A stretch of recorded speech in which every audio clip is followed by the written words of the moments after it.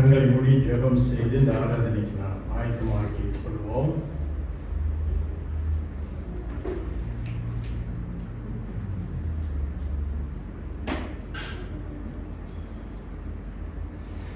நம்முடைய கை தொலைபேசியை தயவு கூர்ந்து சைலண்ட் மோட் அழைத்து வைத்து பார்த்தாலுமே கேட்டுக்கொள்கிறோம். நம்முடைய காணிக்கையை இப்பொழுதே நீங்கள் ஆயத்தப்படுத்திக் கொள்ளுங்கள்.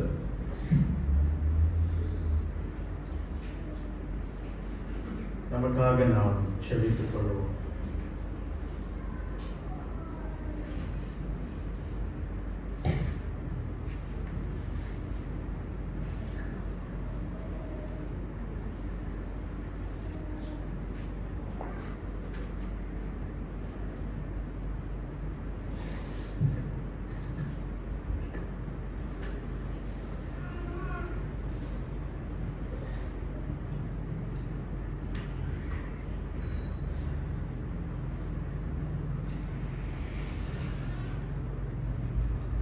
நூற்றி 45வது சங்கீதத்தை வாசிக்க கேட்போம். முதல் 2 வசனங்கள். ராஜாவாகிய என் தேவனே, உம்மை உயர்த்தி உம்முடைய நாமத்தை எப்பொழுதும் என்றென்றைக்கும் ஸ்தோத்தரிப்பேன். நாடோறும் உம்மை ஸ்தோத்தரித்து எப்பொழுதும் என்றென்றைக்கும் உம்முடைய நாமத்தை துதிப்பேன். நாள்தோறும் உம்மை ஸ்தோத்தரித்து உம்முடைய நாமத்தை பிரஸ்தாபப்படுத்துகின்ற தேவ பிள்ளைகளாக தேவன் அப்படியாக நம்ம இடத்திலிருந்து எதிர்பார்க்கிறார். நல்ல தேவனே, பரிசுத்த தேவனை பணிந்து கொள்ள வந்திருக்கிறோம். சபையார் யாவரும் எழுந்து நின்று முதல் பாடலாக ஜெபசிந்தையோடு பணிந்திடுவேன் உம் நாமத்தையே பரலோக ராஜா நீர் பாடலை நாம் பாடுவோம்.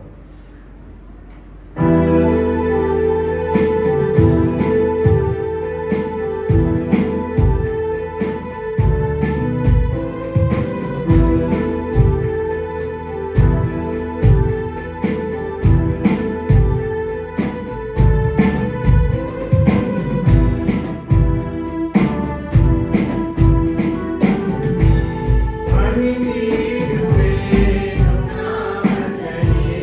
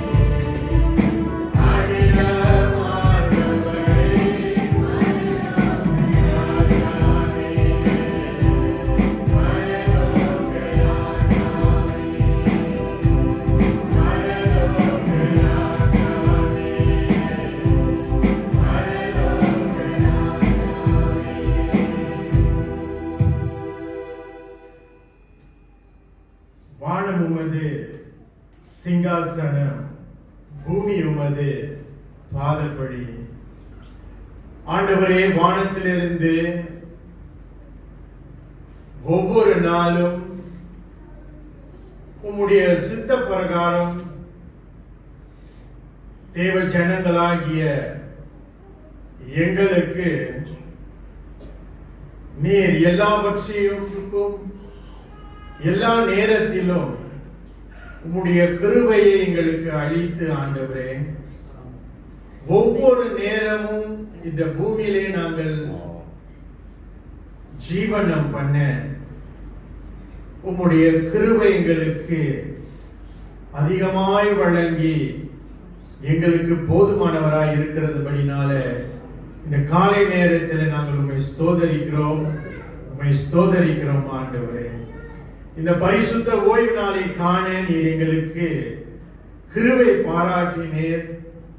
இன்னும் ஒரு நாள் கர்த்தருக்காக ஜீவனம் பண்ண இந்த பூமியிலே நாங்கள் சாட்சியாய் இருக்க ஆண்டவரே, இந்த காலை பொழுதை காண எங்களுக்கு நீர் உயிரை கொடுத்ததற்காக நாங்கள் நன்றி செலுத்திக் கொள்கிறோம். மெய்யாகவே ஆண்டவரே, உம்முடைய கிருபையினால்தான் இன்றைக்கு நாங்கள் பிழைத்திருக்கிறோம். உம்முடைய கிருபையினால்தான் இன்றைக்கு நாங்கள் நடமாடி கொண்டிருக்கிறோம். அதை உணர்ந்தவர்களாக இந்த காலை நேரத்திலே தெய்வ பிரசன்னத்திலே நாங்கள் வந்திருக்கிறோம்.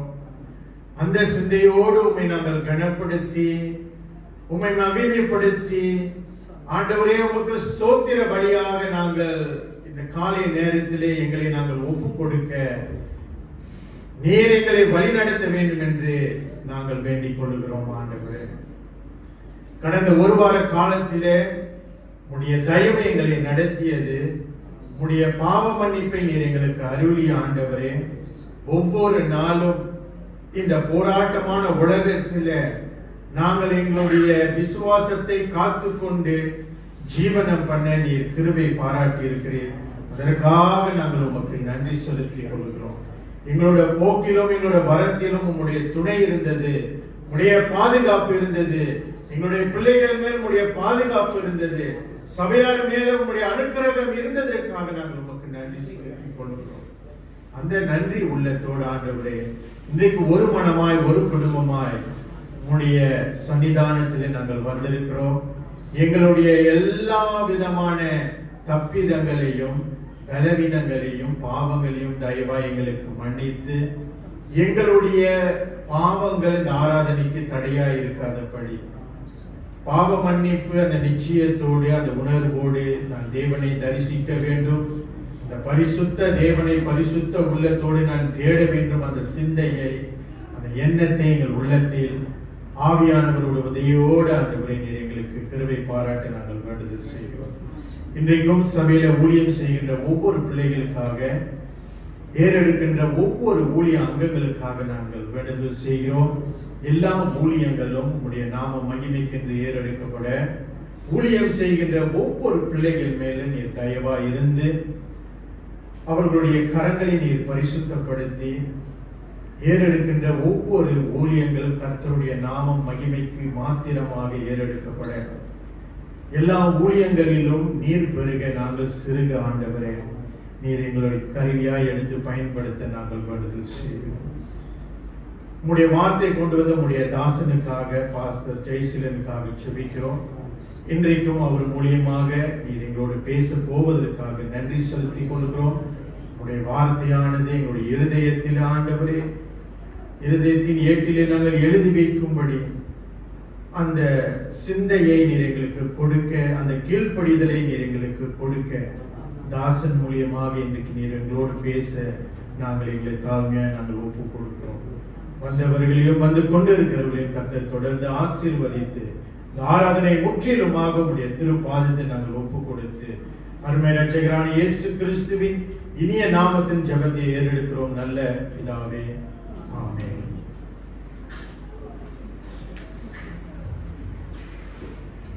இரண்டாவது பாடலாக தூயாதி தூயவரே உமது புகழை நான் பாடுவேன் பாடலை நாம் பாடுவோம்.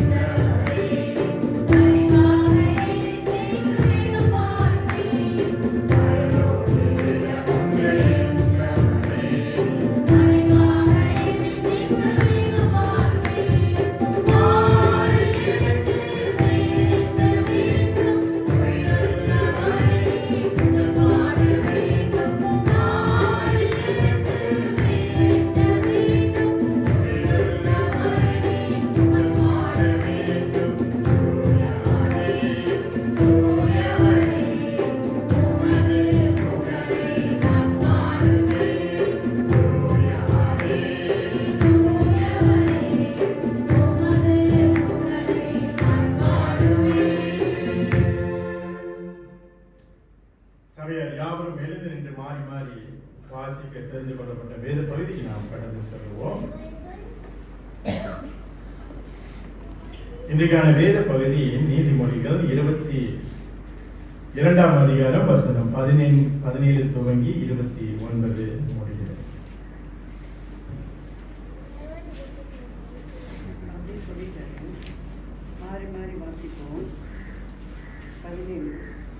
உன் செவியை சாய்த்து ஞானிகளுடைய வார்த்தைகளை கேட்டு என் போதகத்தை உன் இருதயத்தில் வை.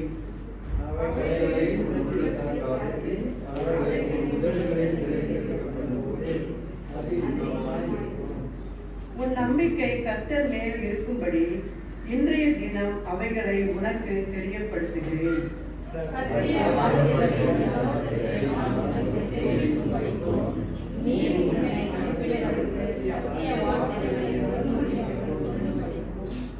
ஆலோசனையையும் ஞானத்தையும் பற்றி நான் உனக்கு முக்கியமானவைகளை எழுதவில்லையா?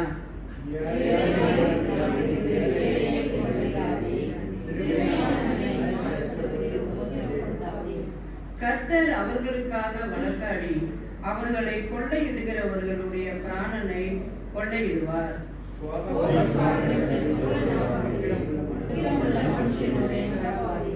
அப்படி செய்தால் நீ அவனுடைய வழிகளை கற்றுக்கொண்டு உன் ஆத்துமாவுக்கு கண்ணியை வருவிப்பாய்.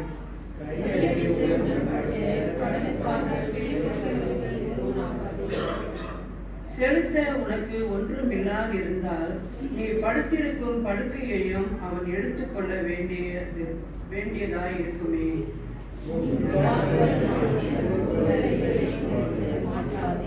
சேர்ந்து வாசிப்போம்.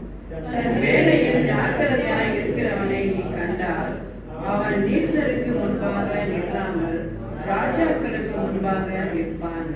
ஆமென். தேவன் தாம் இந்த திருவசனங்களை உங்களுடைய உள்ளத்தில் பதிய வைப்பதாக.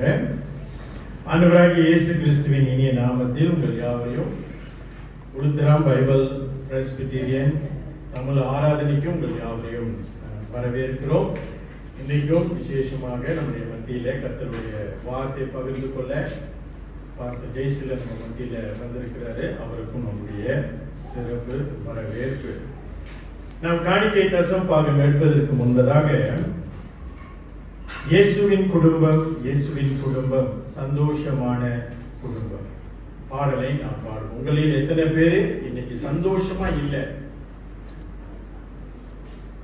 இயேசுவோட குடும்பம் என்று சொல்லும் பொழுது நம்மளுக்கு கவலை இருந்தாலும் கஷ்டம் இருந்தாலும் அந்த இயேசுக்குள்ள நம்ம இருக்கும் பொழுது அந்த சந்தோஷம் ஒரு தனிப்பட்ட சந்தோஷம்.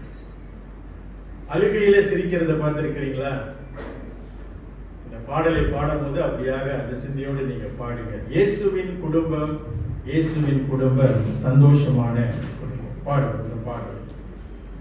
Thank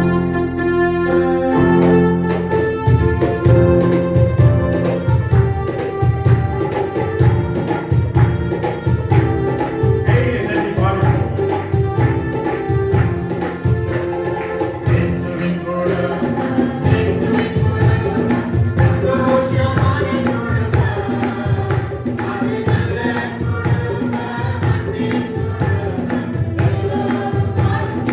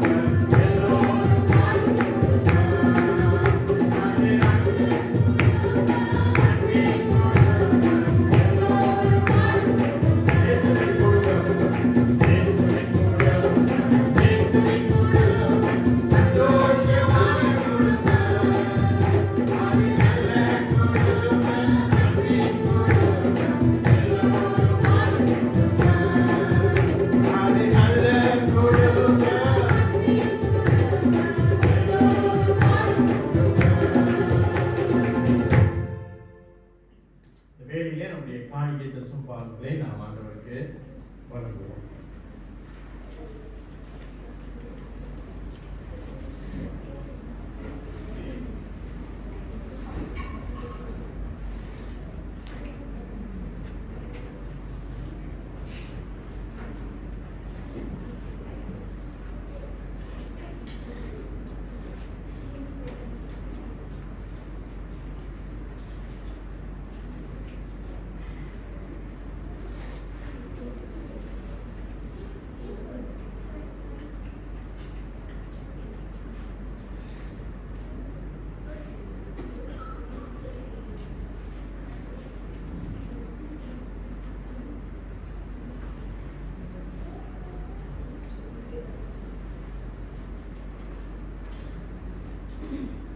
ஸ்தோத்திர பாடலை நாம் பாடுவோம். பூலோகத்தாரே யாவரும்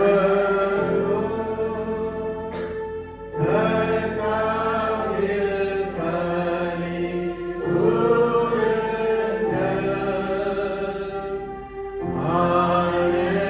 ஆனந்தத்தோடே ஸ்தோத்திரம்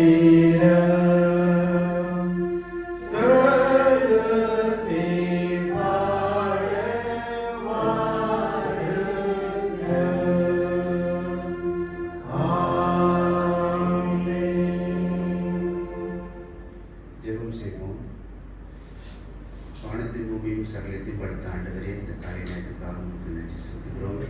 ஆண்டவரே, இந்த காலை ஆராதனைக்கு அளித்திருந்த கருவிக்காக நன்றி செலுத்துகிறோம். எங்களுக்கு காலையில் உயிர் கொடுத்ததுக்காக உங்களுக்கு நன்றி செலுத்துகிறோம். ஆண்டவரே, ஒவ்வொரு நாளும் எங்களை பாதுகாத்து வழிநடத்துவது கருவிக்காக நன்றி செலுத்துகிறோம்.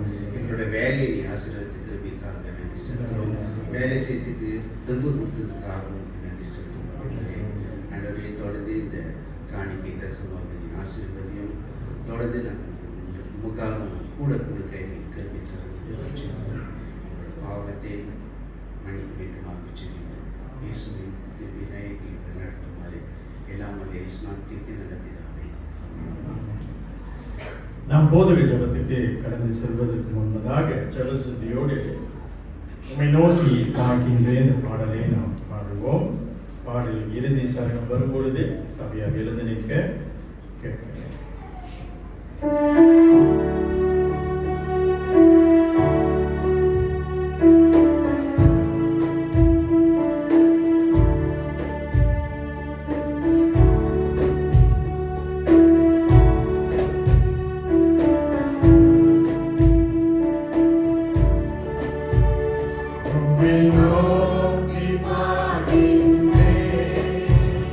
உம்மை நினைத்து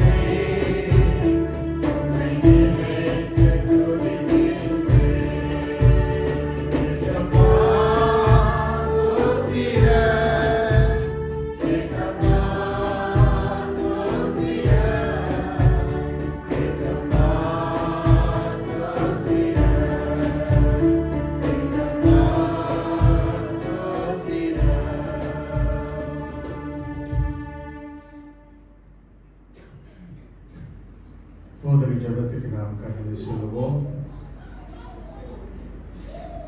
உங்களுடைய பிள்ளைகளை தயவு கூர்ந்து அரவணைத்துக் கொள்ளுங்கள். இது ஜெப நேரம்.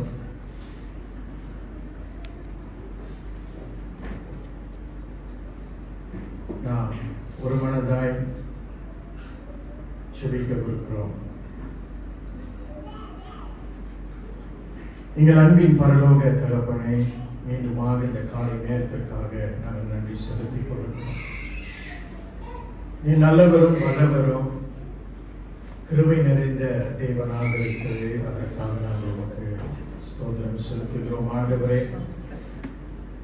உம்முடைய தயவினால திருச்சபையில் இந்த வாரத்தில் ஏறெடுக்கப்பட்ட ஒவ்வொரு ஊழியங்களிலும் கர்த்தர் துணை நின்று ஒவ்வொரு ஊழியங்களையும் கர்த்தருடைய நாம மகிமைக்கென்று செய்யப்பட நீர் சபையாரையும் ஊழியரையும் நீர் ஆசீர்வதித்த தயவுக்காக நாங்கள் உமக்கு நன்றி செலுத்திக் கொள்கிறோம். மெய்யாகவே உங்களுடைய கிருபை இந்த உருத்தராம் திருச்சபை மேலே இருந்து ஒவ்வொரு வாரமும் ஆண்டவரே நாங்கள் ஆண்டவரை தொழுது கொள்ள நீர் இந்த இடத்தை எங்களுக்கு ஆயத்தப்படுத்தி கொடுத்ததற்காக நன்றி. இந்த வட்டாரத்திலே நாங்கள் ஒவ்வொரு வாரமும் ஆராதனை ஏறெடுக்கும் பொழுது எந்த ஒரு தடையும் இல்லாமல் கர்த்தருடைய நாமத்தை நாங்கள் புகழ்ந்து பாடவும், அவருடைய நாமத்தை உச்சரிக்கவும், அப்படிப்பட்ட சுதந்திரத்திலே நீர் எங்களுக்கு இந்த தேசத்தை கொடுத்ததற்காகவும் நாங்கள் உமக்கு நன்றி செலுத்திக் கொள்கிறோம்.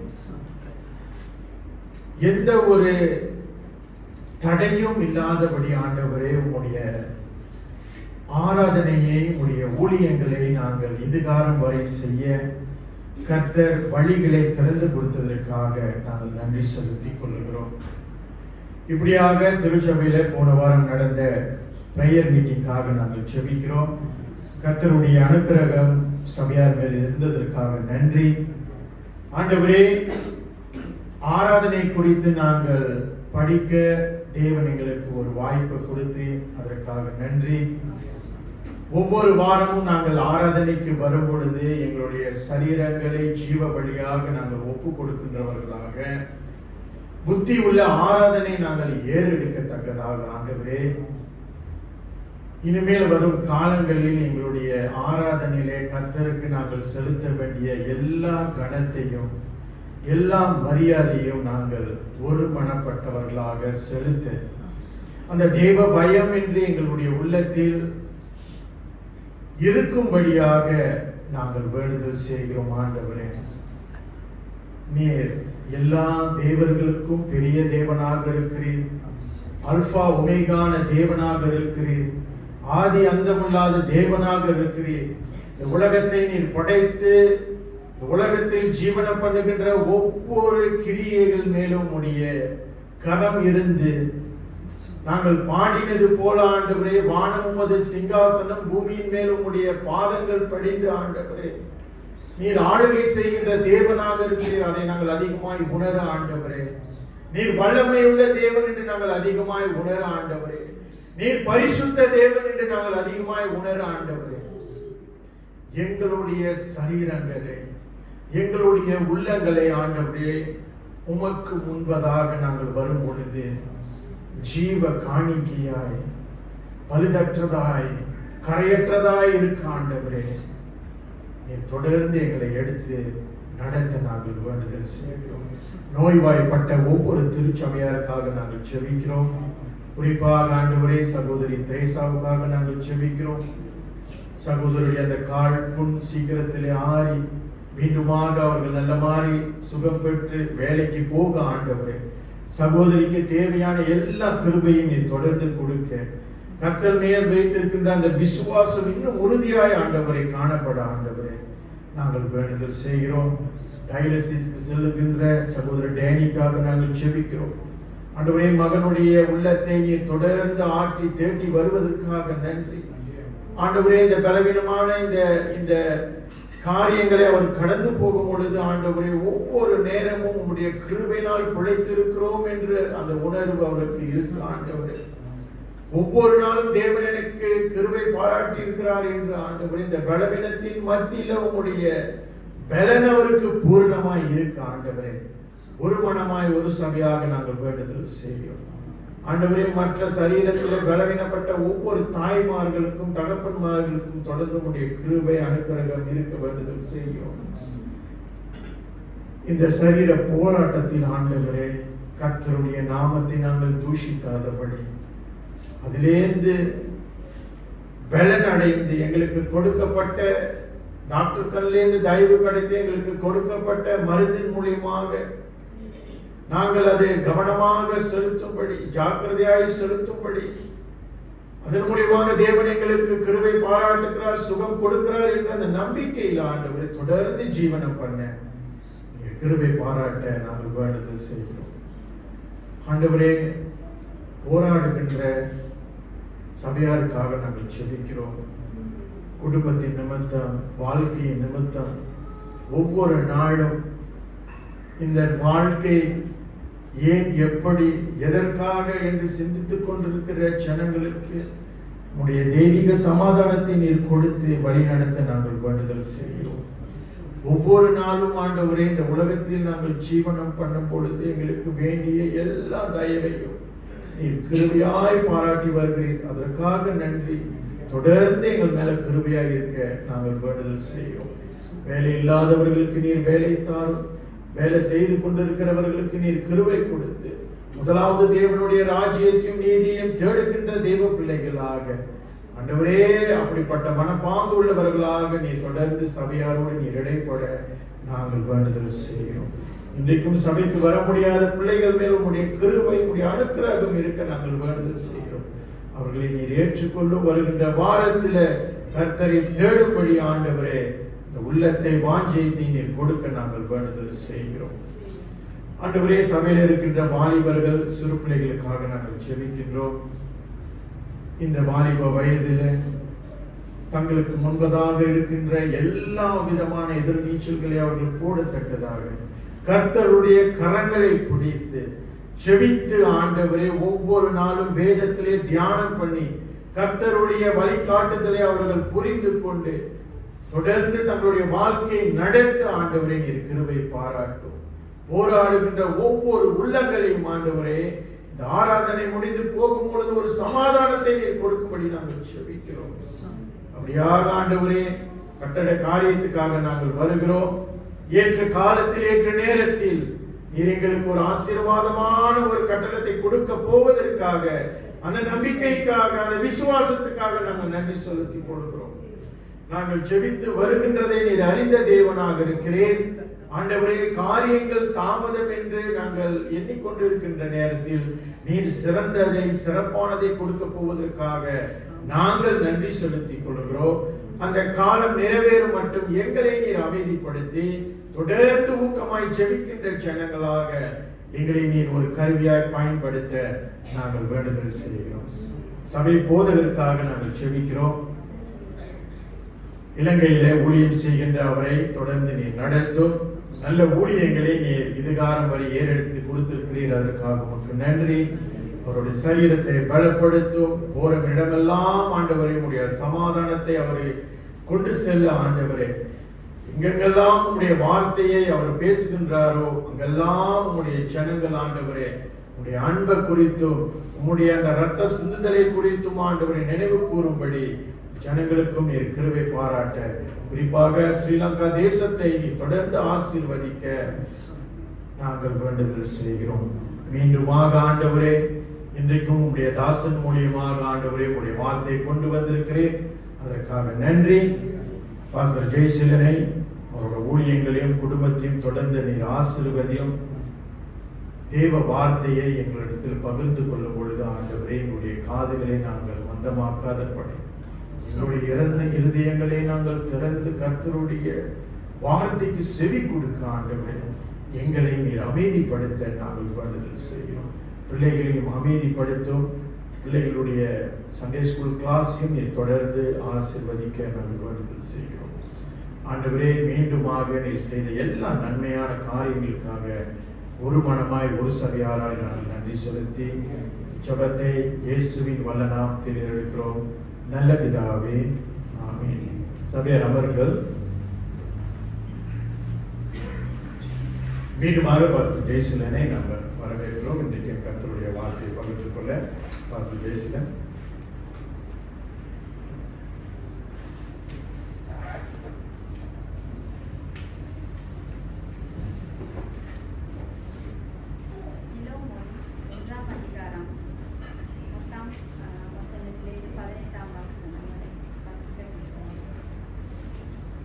என்னவென்றால், கட்டப்பட்டிருக்கையில் நான் பெற்ற என் மகனாகிய ஒநேசிமுக்காக உம்மை மன்றாடுகிறேன்.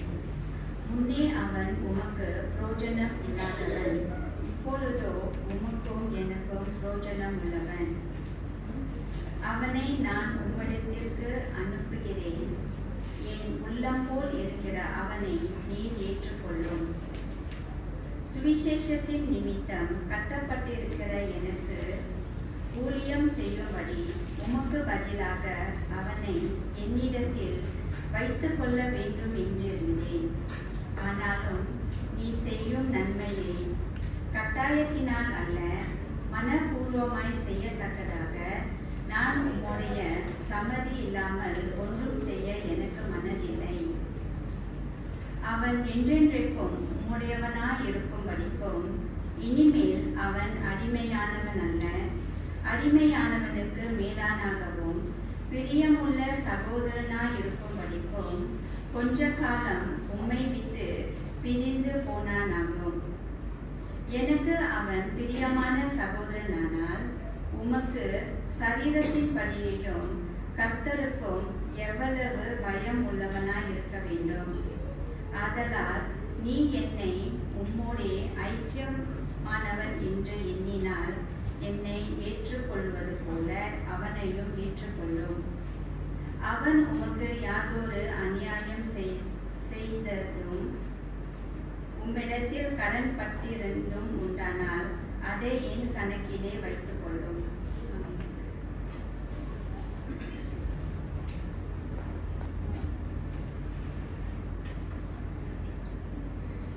கர்த்தருடைய பரிசுத்த நாமத்திற்கு மகிமை உண்டாவதாக. நாளிலும் தேவனுடைய செய்தியை உங்களோடு பகிர்ந்து கொள்வதற்கு கர்த்தருடைய கிருபைக்காகவும் தொடர்ந்து சபை போதகர், சபையினுடைய மூப்பர்கள், திராணர்கள் யாவருக்கும் என்னுடைய நன்றி அறிந்தலை நான் தெரிவித்துக் கொள்கிறேன். பிரியமானவர்களே, வாசித்த இந்த பகுதியின் அடிப்படையிலே நாம் தேவனுடைய வார்த்தையை இந்த வேளையிலே கேட்பதற்கு கர்த்தர் நமக்கு பலன் தருவாராக. ஜெபிப்போம். நல்ல ஆண்டவரே, என்னுடைய வாயின் வார்த்தைகளும் இருதயத்தின் தியானங்களும் முதலாவது எனக்கும் பிறகு இங்கு அமர்ந்திருக்கிற உடைய பிள்ளைகளுக்கும் செல்வதாக. இயேசுவின் நாமத்தில் ஜெபிக்கிறோம் நல்ல தகப்பனே. பிரியமானவர்களே, பொதுவாக நம்ம வேதத்தை வாசிக்கும் பொழுது அதில் சத்தியங்களை நாம் அறிந்து கொள்கிறோம். அந்த சத்தியத்தை அறிந்து கொண்ட பிற்பாடு நாம் அதனை விசுவாசிக்கிறோம். அதோடு மாத்திரமல்ல, விசுவாசத்தின் படியே அதை நம்முடைய வாழ்க்கையில் நடப்பிப்பதற்கு நாம் பிரயாசங்கள் எடுக்கிறோம். அதுதான் வேதத்தினுடைய காரியமாய் இருக்கிறது. We listen to the word as we read and meditate the word. We believe in the word, the truths from the Bible, and we also have faith. And finally, we have to walk the talk, or we need to implement what we have received from the Lord. ஆக அமிதமாக கர்த்தர் நமக்கு கிருபை செய்வாராக. பிரியமானவர்களே, இன்றைக்கு தலைப்பு மன்னிப்பு என்று ஒரு தலைப்பிலே உங்களோடு பகிர்ந்து கொள்ள ஆசைப்படுகிறேன். மன்னிப்பு என்பது ஒரு சின்ன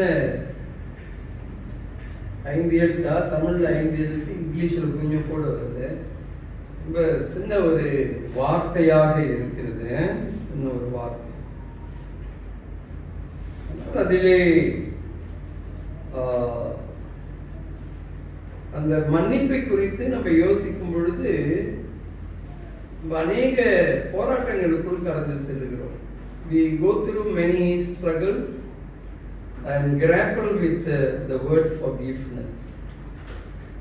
மன்னிப்பு என்று சொல்லும் பொழுது நாம் அறிந்து கொண்ட விதத்திலே ஆண்டவர் நமக்கு கொடுக்கிற மன்னிப்பு, பாவ மன்னிப்பு, அல்லது நாம் ஆண்டவருக்கு விரோதமாக செய்கிற அவருக்கு பிரியமில்லாத காரியங்கள் நாம் நடப்பிக்கும் பொழுது கர்த்தரிடத்திலே நாம் கேட்கிற மன்னிப்பு. மூன்றாவதாக, நமக்கு எதிராக துரோகம் செய்தவர்கள், குற்றம் செய்தவர்கள், தவறு செய்தவர்களை நாம் மன்னிக்கிற ஒரு காரியம். வாய்ஸ் வர்சாதான், மற்றவர்களுக்கு நம்ம தவறு செய்திருந்தாலும் அவர்கள் நம்மை மன்னிக்கிற ஒரு காரியம். சபையாக சபை விசுவாசிகளை சபைக்கு விரோதமாக அவர்கள் தவறு செய்யும் பொழுது சபையாக மன்னிக்கிற ஒரு காரியம், இதெல்லாம் அடங்குகிறதை நாம் பார்க்கிறோம். ஒரு சாட்சியை உங்களோடு பகிர்ந்து கொள்கிறேன். நான் புக்கிட் ரோத்தான் கோலஸ்லைனூரில் ஒரு 3 வருட காலங்கள் ஊழியம் செய்ய கர்த்தர் திரும்பி தந்தார். அப்படி செய்கிற பட்சத்திலே ஒரு கேஸ் வந்தது, ஒரு இஷ்யூ வந்தது. அதாவது சபை அங்கத்தினர் அவர் தன்னுடைய மாமா மகளை திருமணம் செய்து கொள்வதற்கு யோசித்தார். ஆனால் திருமணத்துக்கு முன்பதாகவே அவர்கள் கர்ப்பமானார்கள். அப்ப அவங்க குடும்பமாக யோசித்து சபையில நடத்த முடியாது இல்லையா, சபையின் ஒழுங்கு என்று ஒன்று இருக்கிறது. இப்ப அவர்கள் ரெஜிஸ்டர் பண்ணிட்டாங்க. அதற்கு சபையாருக்கு கொஞ்சம் பேருக்கு தெரிய வந்தது, தலைவர்களுக்கு தெரிய வந்தது,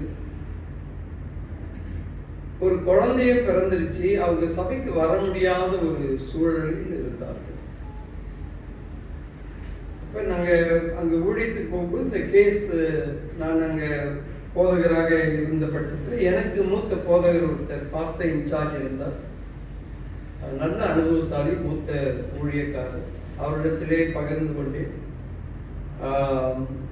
என்னன்னா, அவர்கள் திருச்சபைக்கு வர வேண்டும், வெட்கப்பட்டுக்கிட்டே இருந்தாங்க, வர்றதில்லை. ஒரு சிலருடைய விமர்சனங்கள் அவங்களுக்கு இருந்துச்சு. பிள்ளை வளருது பாருங்க, பிள்ளை எந்த குற்றமும் செய்யலையே. இப்போ பிள்ளை வளர்ந்து அது சபை பள்ளிக்கெல்லாம் வரணும், கர்த்தரை பற்றி அறிந்து கொள்ளணும். அப்ப சபைக்கு ஒரு கடப்பாடு இருந்தது இல்லையா, என்ன செய்யலாம் அப்படின்னு சொல்லி வரும் பொழுது போதகரோடு கலந்து பேசின பொழுது அவர்களுக்கு நல்ல பழுத்த அனுபவசாலி. ஆனால் சொன்னாரு, நம்ம பிரசிடென்ட்டை கேட்போம் அப்படின்னு சொல்லி பிரசிடென்ட்டுக்கு நேராக கால் பண்ணி பேசினாங்க. மிகுந்த ஞானமான ஒரு பதில் சொன்னார். இது விஷயம் சபையாருக்கு தெரியும், சபை அந்த கப்பல்ஸை மன்னிக்க வேண்டிய ஒரு சூழ்நிலை இருக்கிறது. ஒன்று, அவர் பொதுவாக சபைக்கு முன்பதாக மன்னிப்பு கேட்க வேண்டும். அது ஆர்த்தடாக்ஸ் சபையில இருக்கும், பாரம்பரிய சபையில அவர்கள் பொது மன்னிப்பு கேட்க வேண்டும் என்ற ஒரு காரியம் இருக்கிறது. திருமணம் சபையிலே நடக்க இல்லை, பிள்ளை விட்டது, சரி என்ன செய்யலாம் அப்படின் பொழுது பிரசிடென்ட் என்ன சொன்னாருன்னா, அவங்க வீட்டில் ஒரு தேங்க்ஸ் கிவிங் ப்ரேயர் வைக்க சொல்லி சபையார் எல்லாருக்கும் அழைப்பு கொடுக்க சொல்லுங்க. Let the whole church come. வரும் பொழுது அஃபிஷியலாக they will announce. ஓகே, அவங்க கணவன் மனைவின்னு தெரியும், அவங்க ரெஜிஸ்டர் பண்ணிட்டாங்க, அது யாரும் தடுக்க முடியாது. இருந்தாலும் சபைக்கு அதை அறிவிக்க வேண்டி அதை சொல்லி இவர்களுக்கு இந்த பிள்ளை இருக்கிறது, இவர்களை இந்த பிள்ளைக்கு நம்ம நன்றி செலுத்துகிற வகையிலே இந்த நிகழ்ச்சியை வைத்திருக்கிறார்கள். எல்லாருக்கும் இதை அறிவிக்கிறேன் என்று சொல்லி அறிவித்து அவர்களை சபையிலே ஏற்றுக்கொள்ளுங்கள். அதற்கு பிற்பாடு அஃப்கோர்ஸ் அவங்க குற்றம் செய்தார்கள், பாவம் செய்தார்கள், அவர்கள் ஆண்டவரிடத்திலே மன்னிப்புலாம் கேட்டாங்கன்னா சபைன்னு வரும்பொழுது என்ன செய்யறது அப்படின்னு சொல்லி ஒரு பெரிய குழப்பத்தில் இருந்த பொழுது இவ்விதமாக காரியம் செய்யலாம் என்று சொல்லி ஆலோசனை கூறப்பட்டது. அதுபோல அவர்கள் செய்து அதற்கு பிற்பாடு அவர்கள் திருச்சபையின் நற்கரணையிலே பங்கு பெறுவதற்கு அவர்களுக்கு அனுமதியும், பிள்ளை அதற்கு பிற்பாடு சபை பள்ளியிலே வந்து சேருவதற்கும் அது ஏதுவாக இருந்தது. இது ஒரு வழிமுறை என்று நான் பார்க்கிறேன், அல்லது ஒரு நல்ல ஆலோசனை என்றும் நான் பார்க்கிறேன். வெவ்வேறு சபைகளை வெவ்வேறு விதமாக கையாளுவதையும் நாம் பார்க்கிறோம். எப்படி அந்த மனம் கோணாமன்றதுக்காக அல்ல, மன்னித்து ஏற்றுக்கொள்ளும். ஒரு மனிதனை மன்னித்து ஏற்றுக்கொள்வதற்கு அடிப்படையிலே பிரியமானவர்களே அங்கே அன்பு இருக்க வேண்டும். சரியா? there must be love. ஒன்று. இரண்டாவது, மன்னிக்க வேண்டிய ஒரு தன்மை இருக்க வேண்டும், மன்னிக்கணும். மூன்றாவது, அவர்களை ஏற்றுக்கொள்ள வேண்டும். 3 அம்சங்கள் மன்னிப்பிலே அடங்கி இருக்கிறது என்று நாம் பார்க்கிறோம். வாசித்த இந்த பகுதியிலும் கூட 17வது வசனத்திலே, ஆதலால் நீர் என்னை உம்மோடே ஐக்கியமானவன் என்று எண்ணினால் என்னை ஏற்றுக்கொள்வது போல அவனையும் ஏற்றுக்கொள்ளும் என்று சொல்லி பவுல் பிலேமோனுக்கு எழுதுகிறார். சரி, இந்த பகுதியை அப்படியே வச்சுட்டு யோவான் என்ன சொல்லுகிறார் என்று நாம் பார்ப்போம். யோவான், பவுல், பேதுரு இவர்கள் எல்லாரும் வெவ்வேறு கட்டத்தில் தேவனுடைய நிருபங்களை எழுதினார்கள். பரிசுத்த ஆவியினுடைய ஏவுதலினால் எழுதினார்கள் என்று எல்லாரும் நம்புகிறோம். ஆனால் நாம் என்ன பார்க்கிறோம்? ஒவ்வொரு வசனமும் ஒவ்வொரு அப்போஸ்தலனும் ஒருவரோடு காம்ப்ளிமெண்ட் பண்ணி, அதாவது இவர்கள் எழுதுனதா அவர் வாசிச்சிருக்க மாட்டார் இல்லையா? அவர் வாசிச்சு அதுக்கு பிற்பாடு அவர் எழுதுற கதை இல்லை. சிலர் அனுபவங்களிலே எழுதுகிறார். பேதுரு தன்னுடைய அனுபவத்திலே அவர் எழுதுகிறார் என்று நாம் பார்க்கிறோம். ஆனால் they complement each other. வேத வார்த்தைகள் ஒன்றோடு ஒன்று ஒருங்கிணைந்து, ஒன்றோடு ஒன்று ஒத்து போய், ஒன்றோடு ஒன்று ஏற்றுக்கொள்ளுகிற அளவிற்கு எழுதப்பட்டிருக்கிறது. ஆச்சரியமான காரியம் மாத்திரமல்ல, அது உறுதிப்படுத்தப்படவும் இருக்கிறது, உறுதிப்படுத்தப்பட்டும் இருக்கிறது. பழைய ஏற்பாடு என்பது ஓல்ட் டெஸ்டமென்ட், அதோடைய நிழலாட்டமாக தான் புதிய ஏற்பாட்டின் சத்தியங்கள் அடங்கி இருக்கின்றன. Okay, the Old Testament truths are figurative in New Testament என்று நாம் பார்க்கிறோம். ஆக இப்ப பவுல் சொன்ன இந்த காரியத்தை வைத்து நாம் யோவான் சொன்னதை நாம் ஒப்பிட்டு பார்ப்போமாக. எடுத்துக்கொள்ளுங்கள். 1 யோவான் 3ஆம் அதிகாரம் வசனம் 10 to 15 வரை. 1 யோவான் 3ஆம் அதிகாரம் வசனம் 10 to 15 வரை.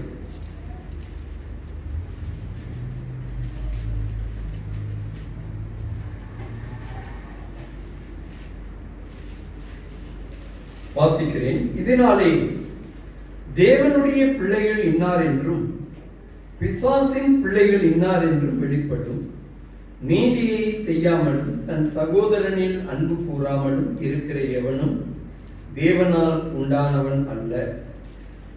நாம் ஒருவரில் ஒருவர் அன்பு கூற வேண்டும் என்பதே நீங்கள் ஆதி முதல் கேள்விப்பட்ட விசேஷமாய் இருக்கிறது. பொல்லாங்கனால் உண்டாயிருந்து தன் சகோதரனை கொலை செய்த காயினை போல் இருக்க வேண்டாம். அவன் எது நிமித்தம் அவனை கொலை செய்தான்? தன் கிரியைகள் பொல்லாதவைகளும் தன் சகோதரனுடைய கிரியைகள் நீதி உள்ளவைகளுமாய் இருந்ததின் நிமித்தம் தானே. என் சகோதரரே, உலகம் உங்களை பகைத்தால் ஆச்சரியப்படாதிருங்கள். நாம் சகோதரரிடத்தில் அன்பு கூறுகிறபடியால் மரணத்தை விட்டு நீங்கி ஜீவனுக்குள் பட்டிருக்கிறோம் என்று அறிந்திருக்கிறோம். சகோதரனிடத்தில் அன்பு கூறாதவன் மரணத்திலே நிலை கொண்டிருக்கிறான். தன் சகோதரனை பகைக்கிற எவனும் மனுஷ கொலைபாதகனாய் இருக்கிறான். மனுஷ கொலைபாதகன் எவனும் அவனுக்குள் நித்திய ஜீவன் நிலைத்திராது என்று அறிவீர்கள்.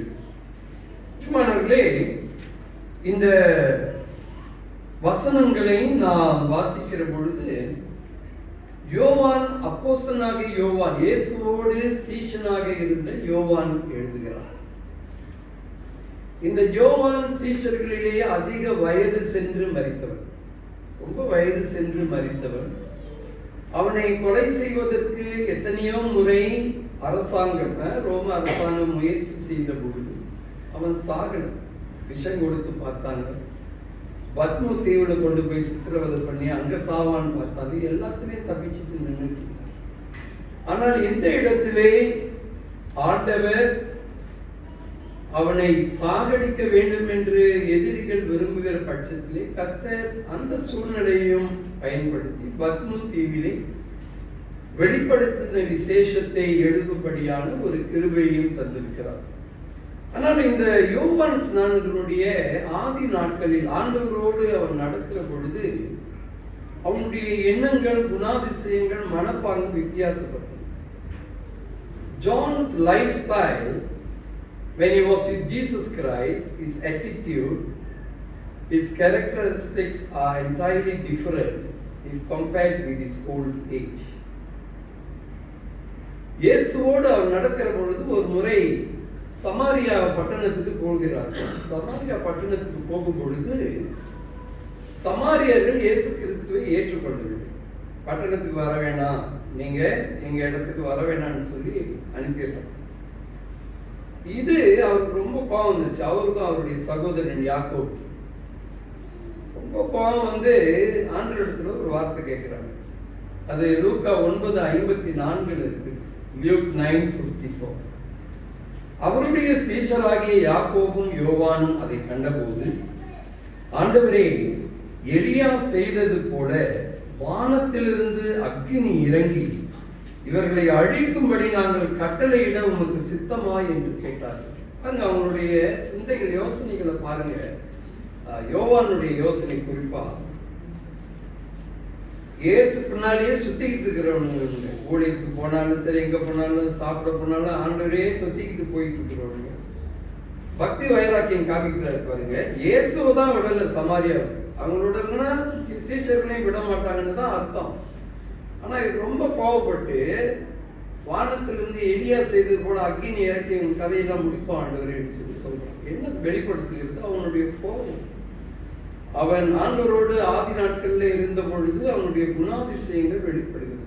ஆனால் அவன் மரணம் அடைகிற சமயத்திலே எழுதின புஸ்தகங்கள் இந்த 1 யோவான், 2 யோவான், 3 யோவான். இந்த புஸ்தகம் முழுவதும் அன்பினால் நிறைந்திருந்ததாக இருந்தது. அந்த பழைய எண்ணங்கள் இல்லை, பழைய ஒரு குணாதிசயம் இல்லை.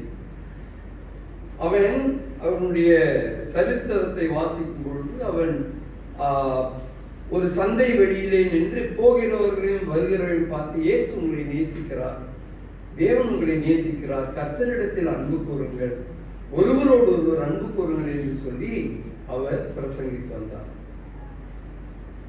ஸோ அப்படிப்பட்டவர் தான் இந்த ரொம்ப ஒரு பயங்கரமான ஒரு சத்தியத்தை எழுதுற. அது நம்ம வாசித்திருந்த பகுதி பாருங்க. இயேசு பரமேறின பிற்பாடு அவர் ஊழியத்துக்கு போகிறார். அவருடைய வாழ்க்கை மாறுகிறது, குணாதிசயங்கள் மாறுகிறது. He was growing closer to God and all that. அதற்கு பிற்பாடு அவர் வெளிப்படுத்துகிற காரியம், இந்த சத்தியத்தை அவர் சொல்லும் பொழுது சொல்கிறார். 2 வித்தியாசங்களை பார்க்கிறார். 10வது வசனத்தில் 1 யோவான் 3:10 தேவனுடைய பிள்ளைகள் இன்னார் என்றும் பிசாசின் பிள்ளைகள் இன்னார் என்றும் வெளிப்படும் என்று சொல்லுகிறார். So he is categorizing two categories of people, two different division of people. One God's children, the other one is children of the devil. யாருகிட்ட சொல்றாரு? கிறிஸ்தவர்களிடத்துல சொல்கிறார். அந்நியர்களிடத்தில் பேசல, தேவனை அறியாத ஜனங்களிடத்தில் பேசல. அப்ப நம்ம எடுத்துக்கொள்ளும் பொழுது சபையிலே தேவ விசுவாசிகள், தேவ பிள்ளைகள் மத்தியிலே இரண்டு பிரிவுகள் இருக்கிறது என்று சொல்லுகிறார். ஒன்று தேவனுடைய பிள்ளைகள், இன்னொன்று பிசாசினுடைய பிள்ளைகள் என்று. தேவனுடைய பிள்ளைகள் நீதியை செய்து அன்பு கூறுவார்கள். பிசாசின் பிள்ளைகள் அவர்கள் நீதி செய்யாமல் சகோதரனிடத்தில் அன்பு கூறாமல் என்று சொல்லி அவர் சொல்லுகிறதை பார்க்கிறோம். அது மாத்திரமல்ல, அதே 1 யோவான் 3வது அதிகாரத்தில் சொல்கிறார், தேவனால் பிறந்த எவனும் பாவம் செய்ய மாட்டான், பாவம் செய்யான் என்று சொல்லுகிறார். அப்படி என்றால் அது ஒரு கிறிஸ்தவ ஜீவியத்தின் ஒரு உன்னதமான ஒரு ஆவிக்குரிய நிலை. யாரும் தேவனால் பிறந்த, நம்ம எல்லாம் தேவனால் பிறந்தவங்களா இல்லையா? வரைச்சு பார்க்குறீங்களா, முழிக்கிறீங்களா, ஏற்றுக்கொள்றீங்களா எனக்கு தெரியல. எல்லாம் தேவனால் பிறந்தவர்கள் இல்லையா? தேவனால் பிறந்தவர்கள் பாவம் செய்ய மாட்டார்கள் என்று சொல்லுகிறார். பாவம் செய்யான். ஏன்னா தேவனுடைய வித்து இருக்கிறதுனாலே when God seed is in us, we will not sin என்று யோவான் எழுதுகிறார். அவர் சொல்லுகிறார், தேவனால் பிறந்த எவனும் பாவம் செய்ய மாட்டான், ஆனாலும் என் சகோதரர்களே, உங்களுக்குள் பிசாசின் பிள்ளைகளும் தேவனுடைய பிள்ளைகளுமாய் இருக்கிறீர்கள் என்றால், இந்த ஒரு விஷயத்துல அவர் அதிகமாக இந்த பகுதியில் சொல்லுகிறார், அன்பு கூறுவதை குறித்து. அன்பு கூறாமல் போகும் பொழுது அவன் ஒரு கொலைபாதகன். அன்பு கூறாமல் போகும் பொழுது மன்னிக்க முடியாதவன். அன்பு கூறாமல் இருக்கும் பொழுது அவர்கள் மரணத்துக்கு ஏதுவாக நிற்கிறார்கள். அன்பு கூறாதவர்கள், மன்னிக்க முடியாதவர்கள், மற்றவர்களை நேசிக்க முடியாதவர்கள், பிரியமானவர்களே, அவர்களுக்குள் நித்திய ஜீவன் இராது என்று ரொம்ப திட்டவட்டமாய் சொல்லுகிறார். The word of God precisely tells us that if we do not have the fundamental love of God, we will not be able to forgive people who have wronged against us. அப்படி நீங்க மன்னிக்கல அப்படின்னு சொன்னா நீங்கள் குற்றவாளிகள் சொல்லி ஒரு உதாரணத்தை கொடுக்கிறார். காயினை குறித்தும் ஆபேலை குறித்தும் பேசுகிறார். காயின் நீதியை செய்யாமல் பிசாசனுடைய மகனாக இருந்தவர். அப்பெல்லாம் நியாயப்பிரமாணம் இல்லை இல்லையா?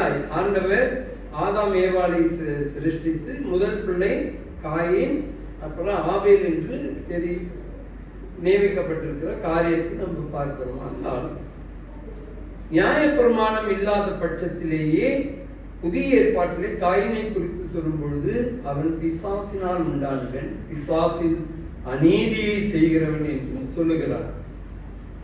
ஆபேலோ நீதியை செய்கிறவனாக இருந்தான். என்ன ஒரு விஷயம் அப்படின்னு சொன்னா, காயினுக்கு என்ன பகை வேண்டி இருக்கு? ஆபேல் கிட்ட அவங்க ரெண்டு பேரும் ரத்த சம்பந்தமான உறவுகள் இல்லையா? அண்ணன் தம்பி. அப்ப அண்ணன் தம்பிக்குள்ளாராக ஆண்டவர் தம்பியினுடைய காணிக்கையை ஏற்றுக்கொண்டது என்பது ஒரு இஷ்யூ. அப்ப காயின் என்ன செய்திருக்கணும்? யாருக்கிட்ட போயிருக்கணும்? ஆண்டவர் இடத்துல போயிருக்கணும் இல்லையா? ஏன் ஆண்டவரே, என்னுடைய நான் தானே காணிக்கை கொடுத்தேன், அவனோட மாத்திரம் ஏன் நீங்க அங்கீகரிச்சீங்கன்னு ஆண்டவர் இடத்துல போயிருக்கணும். அப்ப காரணம் இல்லாத ஒரு காரணத்தினாலே தன் சகோதரனை பகைத்து அவனை கொலையும் செய்கிறான். அன்பு அவனிடத்தில் இல்லாமல் போகிறது. அவன் ஆண்டவர் செய்த காரியத்தை ஏற்றுக்கொள்ளாதபடி தன் சகோதரனை பகைத்து அவனை கொலை செய்கிறான். It is uncalled for. அது ஏற்பே கிடையாது இல்லையா? அப்ப காயின் பகையை கொண்டு அவனை கொலை செய்யும், காரணம் இல்லாமல். இன்றைக்கு கிறிஸ்தவ ஜீவியத்திலே அநேக சமயங்களிலே காரணம் இல்லாமல் நாம் காயப்படுத்தப்படுகிறோம். அது கிறிஸ்தவ ஜீவியத்தில் அது அவசியம், அது இருக்கணும். ஏன்னா பழுத்த கனிக்கு தான் என்னது கல்லடி விழுவணும் இல்லையா? இப்ப ஆண்டவருக்குள் நெருங்கி ஜீவிக்க நெருங்கி வர ஆண்டவருக்குள் நாம் விசுவாசத்திலே பலப்படுகிறோமா, விசுவாசத்திற்குள் நாம் கீழ்ப்படுகிறோமா, ஆண்டவருடைய பலத்தில் சத்துவத்தில் சார்ந்திருக்கிறோமா என்பதெல்லாம் இந்த பிரச்சனை வந்தாதான் தெரியும். ஒரு முறை இது நான் உங்ககிட்ட சொல்லியிருக்கலாம் ஏற்கனவே, ஞாபகம் இருந்தா நாட் டூ ஷுவர். சீஷர்களுக்குள்ள சண்டை வருது, எவன் பெரியவன் சொல்லி சண்டை வருது. நீ பெரியவனா நான் பெரியவனா? எங்க இயேசு கூட இருக்கும்போது அப்ப அவர்களுக்குள்ளே வாக்குவாதம் உண்டாகிறது. காரணம் இல்லாத ஒரு இஷ்யூ. இவங்களை இயேசு அழைத்தார். அவர் பின்னாலே போய் அவரோட கூட இருந்து அவருடைய ஊழியங்களை கற்றுக்கொண்டு அது பிற்பாடுதான் பிரசங்கிக்கவும் குணமாக்கவும் பிசாசுகளை துரத்தவும் போகணும். இது ஒரு ஆண்டவர் நியமித்த ஒரு நியதியாக இருந்தது. அதுக்குள்ளே இவனை யார் பெரியவன் என்று ஒரு வாக்குவாதம் வந்த பொழுது இயேசு கிறிஸ்து சொல்லுகிறார், சீமோன் எடுத்து சொல்லு, இதுக்கு எல்லாம் அடிச்சுக்கிறீங்களே, நீங்க என்னோட ஆளுகை செய்ய போறீங்க மறுமையில். இந்த பூமியில எப்படி ராஜாக்கள் மனிதர்களை ஆளுகை செய்ய போகிறார்களோ, மறுமையிலே நீங்கள் என்னோடு சேர்ந்து இந்த உலகத்தில் ராஜாக்களை ஆளுகை செய்ய போகிறோம். இதுக்கு போய் சண்டை போட்டுட்டு இருக்கீங்களே சொல்லிட்டு, உங்களுடைய யுத்தமும் உங்களுடைய போராட்டமும் எங்கே இருக்க வேண்டும் என்று சொன்னால், இந்த உலகத்தை ஆளுகிற லோகாதிபதிகளோடு. அந்த லூக்கா 22:30-32 வாசிச்சு பார்த்தீங்கன்னா அங்கே சொல்லுகிறார், சீமோனே சீமோனே, கோதுமை சுலகினால் புடைக்கிறது போல புடைக்கிறதற்கு சாத்தான் என்னிடத்தில் உத்தரவு கேட்டுக்கொண்டார். நானோ உன் விசுவாசம் ஒழிந்து போய்விடாதபடிக்கு உனக்காக வேண்டிக் கொள்ளி நீ குணப்பட்ட பின்பு உன் சகோதரரை ஸ்திரப்படுத்தி என்று சொல்கிறார். அப்ப சாத்தான் ஆண்டவராகிய இயேசு கிறிஸ்துவிடம் தான் உத்தரவு கேட்கிறார். ஏன்னா நம்மளாம் ஆண்டவருடைய கையில் இருக்கோம். இப்ப நம்மை உபத்திரவப்படுத்துவதற்கு, நம்மை துன்பப்படுத்துவதற்கு, சோதனையை கொண்டு வருவதற்கு அவன் இயேசுவினிடத்திலே உத்தரவு கேட்கும்போது இயேசு கிறிஸ்து என்ன சொல்லி இருக்கணும்? அவன் என்னோட பிள்ளை, கைவிக்க கூடாது என்று சொல்லி இருக்கணும். ஆனா அப்படி சொல்லாம என்ன சொல்றாரு? உத்தரவு கேட்கும் போது நீ உன் விசுவாசம் இதில் விழுந்து போய்விடாதபடிக்கு, ஒழிந்து போய்விடாதபடிக்கு உனக்காக வேண்டிக் கொண்டேன் அப்படின்னு சொன்னா, you must go through all this tribulation, you must go through the difficulties devil is bringing into your life or others for that matter.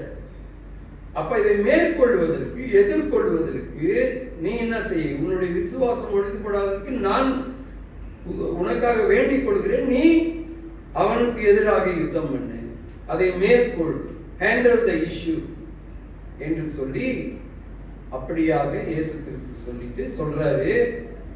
அவன் மூஞ்சில கரிய பூசணும், நீ அவன் உன் விசுவாசத்தை விட்டு என்னை விட்டு விளக்கணும்னு அவன் பார்க்கிறான். நீ அவனை ஜெயித்து சபையிலே உன் கூடவே அநேக சகோதரர்கள் இருப்பார்கள், பலவீனர்கள் இருப்பார்கள். நீ குணப்பட்ட பின்பு அவர்களை ஸ்திரப்படுத்து, பலப்படுத்து. அவர்கள் உன்னிடத்தில் ஆலோசனைக்கு வந்தால் கர்த்தர் விதமாக செய்தார் என்று சொல்லி, எனக்கு பலன் தந்தார், இப்படி செய்தேன் என்று சொல்லி உன்னுடைய அனுபவ சாட்சியை நீ சொல்லி தேவனை மகிழ்விக்க என்று சொல்லுகிறார். அப்ப நமக்கு வருகிற இந்த சோதனைகள் மத்தியிலே, குறிப்பாக நமக்கு விரோதமாக காரணம் இல்லாமல் கொண்டு வருகிற காரியங்களின் நிமித்தம் நாம் சகோதர சிநேகத்தை காண்பிக்க வேண்டும், தெய்வீக அன்பை வெளிப்படுத்த வேண்டும். There are times that we cannot tolerate. சிலர் கொண்டு வர்றது நம்மளால தாங்கிக் கொள்ளவே முடியாது. ஒரு முறை 2 பேர் பேசிட்டு இருக்கிறாங்க, தேவனை அறியாத 2 பேர் பேசிட்டு இருக்கிறாங்க. ஒருத்தர் கேட்க, என்னன்னா இப்படி நீங்க கோவப்பட்டுட்டீங்க? அப்படியோ கோவப்படுங்க, நான் இந்த மாதிரி நீங்க கோவப்பட்டதே பார்த்ததே இல்லைன்னு அவர் பதிலுக்கு சொல்றாரு. என்ன தம்பி சொல்ற? புத்தரை 3 தடவை மூக்குல குத்திப்பாரு, அவர் கோபம் வருதா இல்லையான்னு பாரு. புத்தருக்கே கோபம் வருது, நான் எப்படி அப்படின்னு சொல்லி அவர் சொன்னார். அந்த மாதிரி நம்ம தாங்கிக் கொள்ள முடியாத அளவில் நமக்கு பிரச்சனைகள் வருகிறது என்று சொல்லி யோவான் எழுதுகிறார். But you still cannot be a murderer. கொலை பாதகனாக நீ ஆக முடியாது.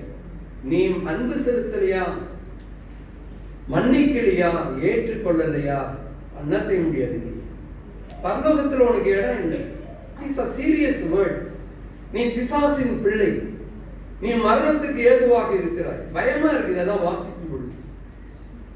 நானும் என்னுடைய வாழ்க்கையில வாலிப காலத்துல இருக்கும்போது ஒரு கட்டத்துல பழி வாங்கணும்னு சொல்லி ஒரு 4 வருஷமா தேடிக்கிட்டு இருந்தோம். ஒரு ஆள் கடைசியில கண்டுபிடிச்சி சரி போடணுன்ற நேரத்துல the Holy Spirit அப்படியே மூடினார். ஓகே, மூடி 3 காரியம் சொன்னார். அவர் வந்து எனக்கு துரோகம் செய்தவர், என்னுடைய குடும்பத்துக்கு துரோகம் செய்தவர். 3 காரியங்கள். போன்ல பேசுறோம், அவர் பிடிக்கிறதுக்கு முந்தைய அவர் தப்பிச்சு போயிட்டார். தப்பிச்சுதான் போனார் ஒரு கூட்டத்துக்கு வந்து. இந்த Lord spoke to me. ஒரு 3 காரியம். மன்னித்து இந்த காரியத்தை நீ வாழ்க்கையிலிருந்து தூரம் போடு. எப்படி நீ நேசித்தாயோ பழையபடி நேசின்னு சொல்லி முதல் முறையாக பரிசுத்த ஆவியானவர் பேசுகிற குரலை கேட்டேன். ஒரு 5 நிமிஷம் போன்லேயே தொங்கிட்டு இருக்கோம், நானும் அவரும் பேசல. எனக்குள்ள ஒரு போராட்டம். The Lord was speaking to me. You have to forgive. Number 2, you must pluck it out from your heart. And thirdly, you must love as you loved him before. அது ஒரு ஊழியக்காரன். ஆக அப்ப இருந்த வேகத்துக்கு வேற யோசனை. இப்பொழுது அவரோடு சேர்ந்து ஊழியம் செய்யும்படிக்கு கர்த்தர் திரும்பி செய்திருக்கிறார். அப்படி செய்யல அப்படின்னு சொன்னா அது நான் தான் ஆவிக்குரிய ரீதியில பாடுபடும். I have to forgive என்று ஒரு ஊழியக்காரரே எனக்கு ஒரு லெட்டர் எழுதினார். அப்பெல்லாம் ஃபோன் இல்லை, எழுதுனார். Jaya, now you will see the power of forgiveness in your life. இனிமேல் 4 வருஷமா நீ படாத பாடுபட்டிருந்த, ஊழியம் செஞ்ச, அதை செய்ய, எல்லாம் செய்ய, ஆனா இந்த பர்டிகுலர் திங் அவருக்கு தெரியும் அந்த சம்பவம். இனிமேல் மன்னிப்பின் வல்லமையை உன்னுடைய வாழ்க்கையில் பார்ப்பாய், காண்பாய். இதுவரையில நீ அடக்கி வச்சிரு மன்னிக்காதபடி என்று சொல்லி ஒரு புத்திமதி சொன்னார். So we go through a lot of things in our lives. சபையில கூட சில சமயங்கள்ல நமக்கு போராட்டங்கள் உண்டு. குடும்பத்துல சொல்ல வேண்டாம் இல்லையா? குடும்பம் வந்து is very close, just like gain and Abel. நிறைய உரிமை இருக்குது கோபப்படுறதுக்கோ நம்முடைய கருத்தை வெளிப்படுத்துவதற்கோ. ஆனா அது வந்து ஒரு பகையாக மாற முடியாது. குடும்பத்தில் ஒரு தலைவன் இறந்து போன பிற்பாடு அந்த குடும்பத்தில் நடக்கிற அநேக குழப்பங்கள் நமக்கு தெரியும். அல்ல ஒரு தகப்பன் இறந்து, ஒரு கணவன் இறந்து போனார், பிள்ளைகளுக்குள்ளதாக இருக்கிற இது quite common among the families, but not in Christian faith. கிறிஸ்துவ விசுவாசத்தில் அப்படி முடியாது. அப்படி நாம் மன்னிக்க முடியவில்லை என்றால் நாம் கொலை பாதகர்கள், we are murderers. அப்ப யோவான் விளக்கு சொல்றாரு, children of God, தேவனுடைய பிள்ளைகள் அன்பிலே ஜீவிப்பார்கள், பிசாசின் பிள்ளைகள் பொறாமையிலே ஜீவிப்பார்கள்.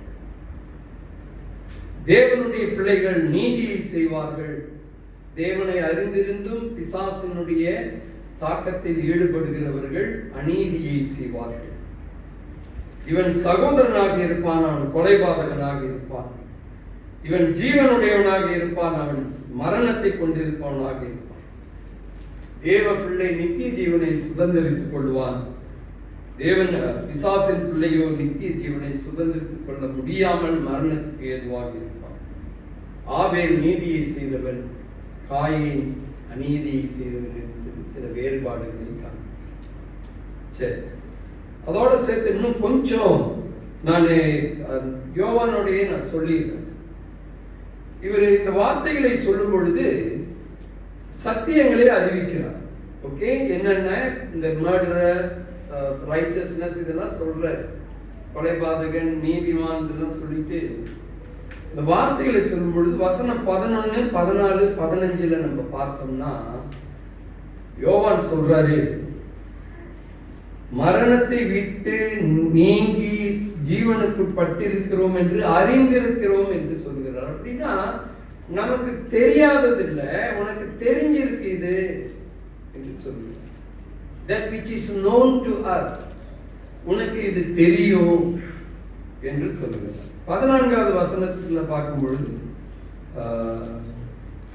11வது வசனத்துல அன்பு கூற வேண்டும் என்பதே நீங்கள் ஆதி முதல் கேள்விப்பட்ட விசேஷமா இருக்கும். நம்ம கேள்விப்பட்டு நமக்கு தெரியாது. 14வது வசனத்துல மரணத்தை விட்டு ஜீவனுக்கு உட்பட்டிருக்கிறோம் என்று அறிந்திருக்கிறார். 15வது வசனத்துல தன் சகோதரனை பகைக்கிற எவனும் மனுஷ கொலைபாதகனாய் இருக்கிறான், மனுஷ கொலைபாதகன் எவனோ அவனுக்குள் நித்திய ஜீவன் நிலைத்தராது என்று அறிவீர்கள். So we know all this truth, but yet we still walk in that path. அதுதான் we are going through this struggle. இது நம்ம கடந்து செல்லுகிற பெரிய ஒரு போராட்டமாக இருக்கிறது. அப்ப நமக்கு தெரிந்தவற்றை தான் யோவான் சொல்லுகிறார். So it's a reminder. Number 2, we cannot say I don't know, எனக்கு தெரியாதுன்னு நம்ம சொல்ல முடியாது. 3வது, நாம் தேவனை குற்றப்படுத்த முடியாது. நம்ம மறதிக்காக எனக்கு ஞாபகம் இல்லை, கேட்ட மாதிரி தெரியலன்னு சொல்ற அந்த சாக்கு போக்குக்கு தேவனை நாம் குற்றம் சொல்ல முடியாது. We know the truth and we walk in the truth. That's it. அதுதான் ஆண்டவர் எதிர்பார்க்கிறார் இல்லையா? இப்ப பிதாவின் சித்தத்தின்படி செய்யாதவன் பரலோகத்தில் பிரவேசிக்க முடியாது. It's a statement. என்னை நோக்கி கர்த்தாவே என்று கூப்பிடுகிறவன், ஊழியம் செஞ்சவன், பிசாசு துரத்தினவன், வல்லமை ஊழியம் செய்தவன் பிதாவின் சித்தத்தை செய்யாதபடினாலே அவனுக்கு பரலோகத்தில் இடம் இல்லை. இது ரொம்ப கிளியர் கட்டான ஒரு செய்தி, ரைட்டா? செய்தி ரைட்டா? So we have to accept it. அப்போ ஒரு நெருக்கமான பாதையில் செல்லுகிறவர்கள் விசாலமான பாதையிலே, உலகத்தின் பாதையிலே, உலக சிந்தனையிலே, பிசாசனுடைய தாக்கத்திலே ஜீவிக்க முடியாது. We must only do the truth. Alright? இப்ப எபேசியர் பிலேமோனுக்கு வந்துடும். பிலேமோன் பிரியமானவர்களே, அவனை குறித்து அந்த 25 வசனம் தான் இருக்குது. தயவுசெய்து வீட்டில் வாசிச்சிடுங்க. இதை வாசிச்சிட்டிங்கன்னா 66 புக்கில் ஒரு புக்கு நீங்கள் வாசிச்சிட்ட மாதிரி அர்த்தம். இப்போ இன்னும் 65 தான் இருக்கும் உங்களுக்கு வாசிக்கிறதுக்கு. நான் அதை கொஞ்சம் இதாக சொல்லிடுறேன். பிலேமோனை குறித்து பவுல் எழுதுறாரு பாருங்க. பவுல் மூலமாக ரட்சிக்கப்பட்டவன், தேவனை அறிந்தவன் தான் பிலேமோன். சொல்றாரு, பிலேமோனே நீ எனக்கு பிரியமுள்ளவன், அப்புறம் என்னுடைய உடன் வேலையான், உன்னுடைய வீட்டிலே கூடி வருகிற சபை, இதெல்லாம் பிலேமோன் நடத்துகிற ஆவிக்குரிய காரியம். கர்த்தராகிய இயேசுவினிடத்திலும் எல்லா பரிசுத்தவான்களிடத்திலும் உள்ள உன்னுடைய அன்பு விசுவாசத்தை நான் கேள்விப்பட்டிருக்கிறேன். இது எங்க இருந்து எழுதுறாரு? ஜெயில இருந்து எழுதுறாரு. அப்புறம் நீ என்னுடைய ஜெபங்களில் எப்பொழுதும் நினைக்கப்படுகிறவன். அப்ப ப்ராமினன்ட் பிளேஸ் இருக்குது அவரு பவுல் ஊழியக்காரனுடைய சிந்தையில். அப்புறம் சகல நன்மைகளும் நீ தெரியப்படுத்துகிறாய். உன்னில் உள்ள சகல நன்மைகளும், விசுவாசிகளிடத்தில் வைக்கிற நன்மைகள் எல்லாருக்கும் தெரிகிறது. விசுவாசத்தின் அந்நியோன்யத்திலும் இயேசு கிறிஸ்துவோடு அது பயனடைய வேண்டும். நீ அப்படிதான் செய்கிற, அப்படிதான் உன் வாழ்க்கையை நடத்துற. பரிசுத்தவான்களின் உள்ளம் அவனால் இளைப்பாறினது. ஏன்னா பரிசுத்தவானுடைய உள்ளம் இளைப்பாறினது செய்திருக்கிறான். இந்த ஊழியக்காரனுடைய உள்ளம் அவர்களை ஏற்று உபசரித்து இதெல்லாம் செய்திருக்கிறான். அதை குறித்து மிகுந்த சந்தோஷம், ஆறுதல் அடைய செய்தது என்று பிலேமோனை குறித்து பவுல் ஒரு சாட்சி சொல்லிட்டு அதற்கு பிற்பாடு தான் கெஞ்சலர். பவுல் ஒரு ஹை ஸ்டேட்டஸ்ல உள்ள ஒரு பிலேமோன், சமுதாய அந்தஸ்திலே ஒரு பெரிய உயர்ந்த இடத்தை பெற்றவன். ஏன்னா ஒரு அடிமையை வைத்திருந்தான். அவன் பேர் என்னது? ஒனேசிமோ. ஒனேசிமோ பிலேமோனுக்கு எதிராக துரோகம் செய்தான். அவன் வீட்டில் உள்ள பொருட்களை திருடிவிட்டு ஓடிவிட்டான். திருட்டளவாய் ஓடிவிட்டான். ஒரு அடிமை ஒரு எஜமானனுக்கு சொந்தம். அப்ப அந்த ஸ்டேட்டஸ் அவன் சமுதாயத்துல வைத்திருந்தான். இப்ப ஒரு குடும்பத்துல ஒரு உங்களோட சொன்ன இல்லையா அந்த சாட்சிய, அது குடும்பத்திற்கு அவமரியாதை தான். ஆனால் சபை பார்க்கிற பார்வை வேற பார்வையாக இருக்கணும். ஏற்றுக்கொண்டு மன்னித்து ஏற்றுக்கொண்டு அரவணைத்துக் கொள்ளுகிற ஒரு காரியம் மிகவும் அவசியம். அப்ப பிலேமோன் ஒரு அந்தஸ்தை பெற்றவன். அவனிடத்திலே வேலை செய்கிற ஒரு அடிமை பொருளை திருடிட்டு ஓடுறான். அது பெரிய துரோகம். அப்போ மற்றவங்களாம் என்ன யோசிப்பாங்க? ஏன்டா ஒரு அடிமையை வச்சுக்க முடியல, உனக்கு வக்கு இல்லைன்னு தான் கேட்பான். சரியா? அவங்க 2 பேரும் சேர்ச் மெம்பரா தான் இன்னும் மோசமா கேட்பாங்க பொழுதுல. இந்த ஒனேசிமோவை பவுல் சந்திக்கிறார், சிறைச்சாலையில் சந்திக்கிறார். பாருங்க பவுலுடைய வாழ்க்கையை. அவரை அவனை கொண்டு வந்து ரட்சிப்பை சொல்லி அவனுக்கு போதித்து அவனை உடன் வேலையாள் வரைக்கும் அவனை தகுதிப்பட்டான். அவனுக்கு ஊழியத்துக்கு வச்சுக்கிறதுக்கு பவுலுக்கு. ஆனால் இந்த விஷயத்தை கேள்விப்பட்டான். ஓ இப்படி செய்தியா நீ? So you must go back and reconcile. விட்டு வைக்கல பவுல். நீ you must go back to your boss. Okay, எஜமானிடத்தில் நீ போய் என்ன செய்யணும்? நீ ஒப்புரவாகணும் என்று இவனுக்கு போதிக்கிறான். அதுதான் மன்னிப்பு பெற வேண்டிய ஒரு மாட்சி. அப்ப இவனை அனுப்பும் போதுதான் இந்த கடிதத்தை அவனிடத்திலே அனுப்புறான் போல இருக்கு. அனுப்பும் பொழுதுதான் பிலேமோன்கிட்ட கேட்கிறான். எத்தனை கேட்கிறான் பாருங்க. நீர் செய்யத்தக்கதை உமக்கு கட்டளையிடும்படி கிறிஸ்து இயேசுவுக்கு நான் துணியத்தக்கவனாக இருந்தாலும் அப்படி செய்யாமல் அன்பின் நிமித்தம் மன்றாடி, I am pleading to you, Philemon, please accept this person who wronged against you. முன்னே அவன் உனக்கு பிரயோஜனம் இல்லாதவன், திருடிட்டு ஓடிட்டான். இப்பொழுதோ உமக்கும் எனக்கும் பிரயோஜனமானவன். நானும் ஊழியத்தை நான் ஆயத்தப்படுத்திட்டேன். அந்த லெவலுக்கு வந்துட்டான். ஏன் அவன் உனக்கு துரோகம் செய்தான்? அவன் என்ன செய்யணும்? He must settle with you. நம்ம யாருக்காவது தவறு செய்தோமோ மன்னிப்பு கேட்காம இருக்க முடியாது. கட்டாயம் மன்னிப்பு கேட்டு செட்டில் பண்ணு. அதுதான் ஆண்டவர் விரும்புறாரு. பரமண்டலத்தில் அதான நம்ம ஜெபிக்கிறோம்.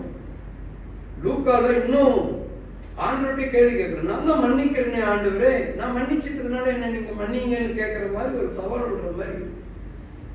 So we are in a position to forgive. ஆனா நம்ம இருக்கிற ஒரு ஊழிய பொறுப்பு, நம்ம இருக்கிற ஒரு தலைமைத்துவம் அது தடுக்குது. நான் தவறு செய்யல, why should I go and ask forgiveness? அப்படிதான் நம்மளுடைய யோசனை வரும். அவனை நான் உம்மிடத்திற்கு அனுப்புகிறேன், என் உள்ளம்போடு இருக்கிற அவனை நீர் ஏற்றுக்கொள்ளும். என் உள்ளம்போடுனா பவுலனுடைய ஊழிய பாரம், சிந்தை, தேவனுக்குரிய பக்தி, அந்த அளவுக்கு அவனை செஞ்சிருக்கான், ட்ரெயின் பண்ணியிருக்கான். ஒரு அடிமை, ஒரு திருடிட்டு ஓடியாதவன். Look at Paul's attitude of embracing a son. Okay, embracing a son. நான் பெற்ற மகனாகிய ஒனேசிமோ, அந்த அளவுக்கு அவன் போகிறான். சுவிசேஷத்தின் நிமித்தம் கட்டப்பட்டிருக்கிற எனக்கு ஊழியம் செய்படி உமக்கு பதிலாக அவனை என்னிடத்தில் வைத்துக் கொள்ள வேண்டும் என்று இருந்தேன். நீ எப்போது எனக்கு உதவி செஞ்சிருக்கிற பிலேமோன் என்று உள்ள இழப்பாறு செய்திருக்க. ஆனா இப்ப அவனை அந்த அளவுக்கு நான் ட்ரெயின் பண்ணிட்டேன். ஆனாலும் நீ செய்யும் நன்மையை கட்டாயத்தினால் அல்ல, மனப்பூர்வமாய் செய்யத்தக்கதாக நான் உன்னுடைய சம்மதி இல்லாமல் ஒன்றும் செய்ய எனக்கு மனதில்லை. ஒரு தேவ மனுஷனிடத்துல எவ்வளவு கெஞ்சணுமா ஒரு மூத்த ஊழியக்காரன் என்று எனக்குள்ள ஒரு கேள்வி. அப்ப அவன் எந்த அளவுக்கு அவனும் பாதிக்கப்பட்டிருப்பான், சொசைட்டிலேயோ அல்லது ஒரு கம்யூனிட்டிலேயோ இதுவும் பாதிக்கப்பட்டிருப்பான். இப்போ the challenge is whether he can accept his slave and to take him as a companion for the ministry. துரோகம் செய்தவனை அவன் தன்னோட ஏற்றுக்கொண்டு சேர்த்து கொண்டு மன்னித்து ஊழியத்தில் உடன் ஊழியக்காரனாக போகும். One of the greatest challenge இல்லையா, struggles, but that's the command that we receive. That's the command. யோவான்ல வாசிக்கும் போது 2 கட்டளைகளை பார்த்தேன். ஒன்று, ஒருவருக்கு ஒருவர் அன்பு கூறுங்கள் என்பது கட்டளை. இன்னொன்று, காயினை போல் இருக்க வேண்டாம் என்பதும் ஒரு கட்டளை. 2 கட்டளைகளை அந்த 1 யோவான் 3 அதிகாரத்தில் பார்த்தோம். இப்ப the greatest challenge to Philemon, okay, அவன் என்றென்றைக்கும் உம்முடையவனாய் இருக்கும்படிக்கும் இனிமேல் அவன் அடிமையானவனாக அல்ல, அடிமையானவனுக்கு மேலானவனாகவும் பிரியமுள்ள சகோதரனுமாய் இருக்கும்படிக்கும் கொஞ்ச காலம் உம்மை விட்டு பிரிந்து போனானாகும். ஒருவேளை அவன் மன்னிக்கிறதுக்கு யோசனை இருந்திருந்தாலும் சொல்லுவோம், வீட்டில் மனைவி மரணம் சும்மா விட்டுருவாங்களா பிள்ளைங்க? வீட்டு பக்கம் செய்யக்கூட செருப்படுத்த. These are some challenges that we face. Okay, எனக்கு அவன் பிரியமான சகோதரனானால் உமக்கு சரீரத்தின்படியையும் கர்த்தருக்குள்ளும் எவ்வளவு பிரியமுள்ளவனாய் இருக்க வேண்டும். அதனால் நீர் என்னை உம்முடைய ஐக்கியமானவன் என்று எண்ணினால் என்னை ஏற்றுக்கொள்வது போல் அவனை ஏற்றுக்கொள்ளும். அவனை ஏற்றுக்கொள்ளலையா, நீ என்னை ஏற்றுக்கொள்ள வேணாம்னு சொல்லி சேலஞ்ச் பண்ற. அப்புறம் சொல்றாரு, அவனுக்கு ஏதாவது அநியாயம் பண்ணியிருந்தா, எனக்கு தெரியும் திருட்டுடையவன் தானே பண்ணியிருந்தா அதை நான் கட்டுறேன் என்று சொல்லி ஒரு மூத்த ஒரு ஊழியக்காரன், முதிர்ச்சியான ஒரு ஊழியக்காரனாக பவுல் திகழ்கிறதை பார்க்க சொல்ற ஒரு நம்பிக்கையில சொல்றாரு, நான் சொந்த கையாலே எழுதினேன். எப்போதும் அவர் ஆளை வச்சுதான் எழுதுறது பவுல், வயசானது சொந்த கையில எழுதினேன். ஆனால் அதை செலுத்தி தீர்ப்பேன், நீர் உண்மைத்தாமே எனக்கு கடனாக செலுத்த வேண்டுவதில்லையே, வேண்டுமென்று நான் உனக்கு சொல்ல வேண்டியதில்லை. ஆம் சகோதரரே, கர்த்தருக்குள் உம்மாலே எனக்கு பிரயோஜனம் உண்டாகட்டும். கர்த்தருக்குள் என் உள்ளத்தை இளைப்பார பண்ணும்.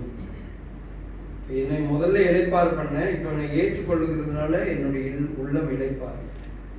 நான் மன்னிக்கிறதுனால தேவனுடைய உள்ளம் இளைப்பார். Always remember. இல்லாட்டினா பிதாவே அவர்களை மன்னியும்னு சொல்லியிருக்கவே முடியாது. இயேசு இல்லையா, கொள்ளுகிறார்கள், இயேசுவை கொலை செய்கிறார்கள், இவர்களை மன்னியும் என்று சொல்லுகிற தேவனுடைய முன்மாதிரி இங்கே பவுலினுடைய முன்மாதிரி. பிலேமோன் அதை செய்தானா இல்லையா என்பது வேதத்தில் போட்டிருக்கிறதா? இல்லை, நான் நம்மகிட்ட அந்த கேள்விக்கு பதில் கொடுத்துட்டேன். சரியா? மன்னிப்பு அடிப்படையில தேவனுடைய அன்பு இருக்கணும். அடுத்து அவனை மன்னிக்கணும். மூன்றாவதாக ஏற்றுக்கொள்ளும். Great struggle that we will go through, but yet we can overcome. ஆகவே ஆராதனை முடிந்து இப்படி கழுத்தை வெட்டி விட்டு போனால் கொலைபாதகனே என்று நீங்கள் அழைக்கலாம்.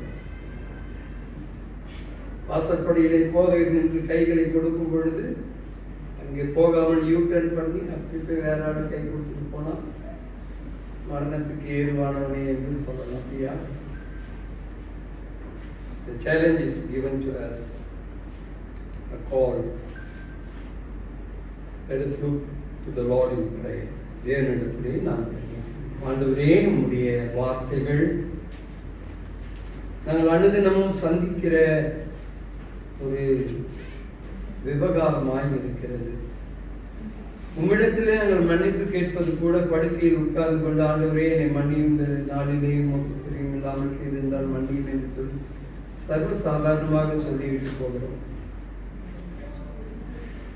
We don't actually go through the process of forgiveness, repentance and confession, Lord. Yet, Lord, you forgive us. எங்களை நீர் மன்னிக்கிறீர். எங்களை ஏற்றுக்கொள்கிறேன். மறுபடியுமாக சீர்பொருந்த பண்ணி நிலைவரமான ஆவி எங்களுக்கு தருகிறேன்.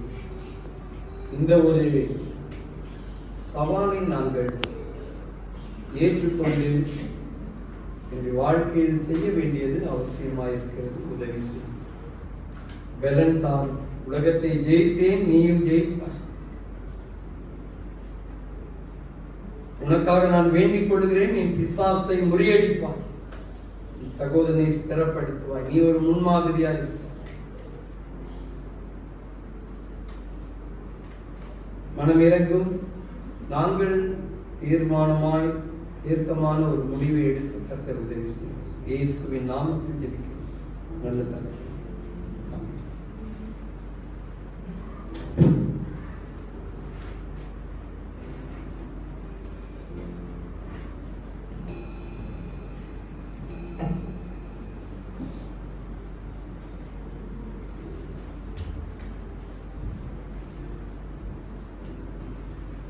இறுதி பாடலுக்கு நாம் கடந்து செல்வோம். சபையார் யாவரும் எழுந்து நின்று இயேசுவே என் தெய்வமே என் மேல் மனம் இருக்கும்.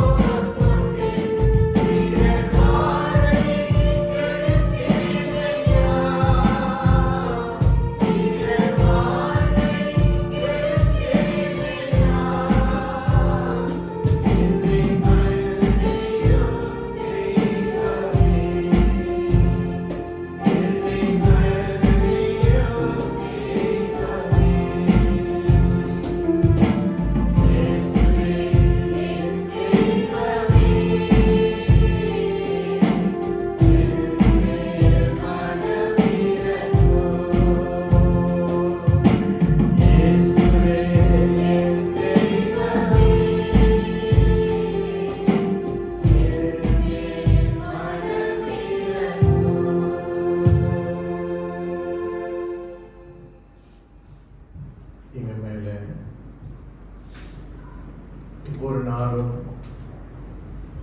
இரக்கமாய் எங்களை மன்னிக்கின்ற தேவனே, நாங்களும் பிறரை மன்னிக்க அந்த மனசை நீங்க கொடுங்க ஆண்டவரே. மன்னிக்கிற மாத்திரம் அல்லாமல் நாங்கள் அந்த காரியங்களை நாங்கள் மறக்கின்றவர்களாகவும் மன்னித்தருவர்களை நாங்கள் ஏற்றுக்கொள்ளுகின்ற அந்த குணத்தையும் நீர் எங்களுக்கு தாரும். இன்றைக்கு உங்களுடைய வசனம் எங்களோடு இடைப்பட்டதற்காக நன்றி. ஆவியானவரே, தொடர்ந்து நீர் எங்களை நடத்தும். இயேசுவின் நாமத்தில் ஜெபம் கேளும் நல்ல பிதாவே. நின்ற வண்ணமாக ஆசீர்வாதத்தை பெற்றுக்கொள்வோம்.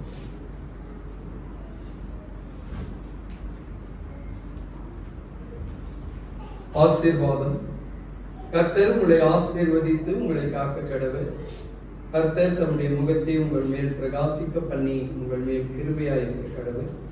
கர்த்தர் தம்முடைய முகத்தை உங்கள் மேல் பிரசன்னமாக்கி சமாதானம் கட்டளையிட கடவுள். ஆமென்.